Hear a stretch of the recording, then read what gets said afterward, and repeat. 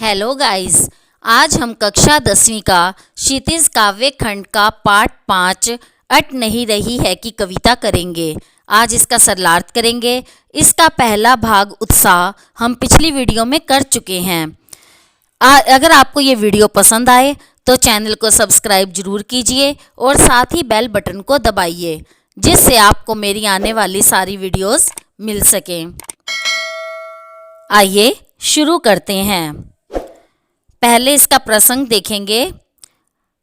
प्रस्तुत पद्य हिंदी की पाठ्य पुस्तक क्षितिज में संकलित कविता अट नहीं रही है कविता से लिया गया है।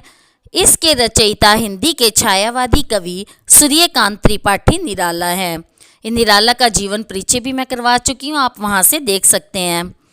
प्रस्तुत कविता में कवि ने फागुन मास की मादकता का वर्णन किया है। तो इसमें कवि क्या कह रहे हैं निराला जी कि अट नहीं रही है आभा फागुन की, तन सट नहीं रही है।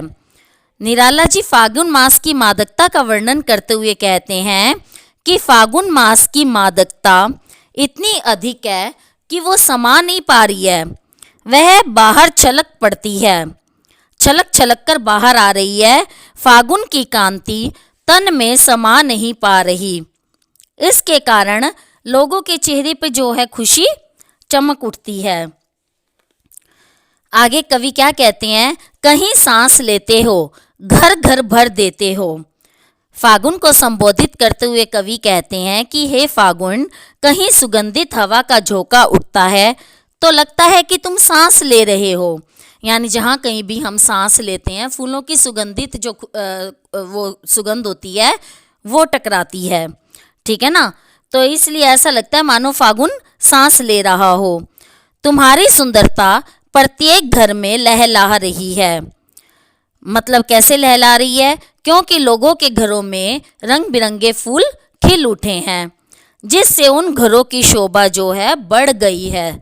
तुम्हारे कारण लोगों के घरों की शोभा बढ़ गई है, क्योंकि इस मौसम में लोगों के घर जो हैं रंग बिरंगे फूल खिल उठते हैं, जिससे उनकी शोभा बढ़ उठती है।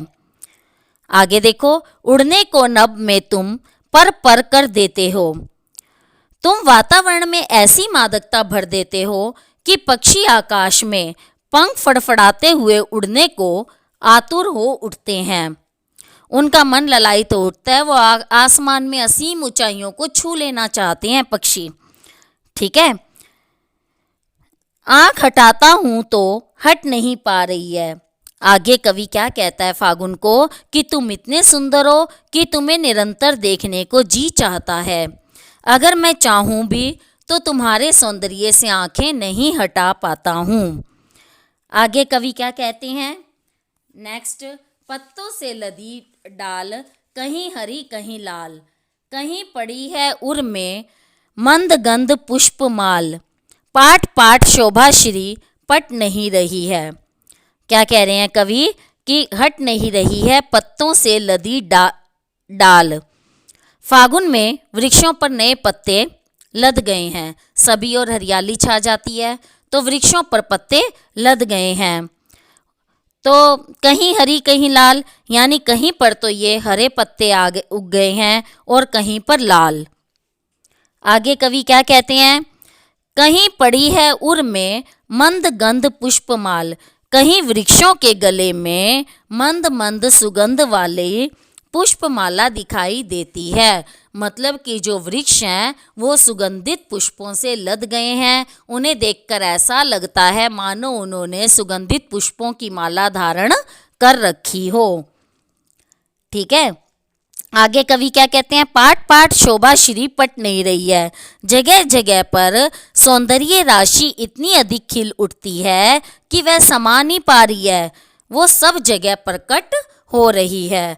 इसमें पूरे का काव्य सौंदर्य एक ही बार बता देते हैं। इसमें कवि क्या कहते हैं, फागुन के महीने की सुंदरता को दिखाना चाहते हैं। उन्होंने फागुन की मादकता और उसकी प्राकृतिक छटा का सुंदर वर्णन किया है।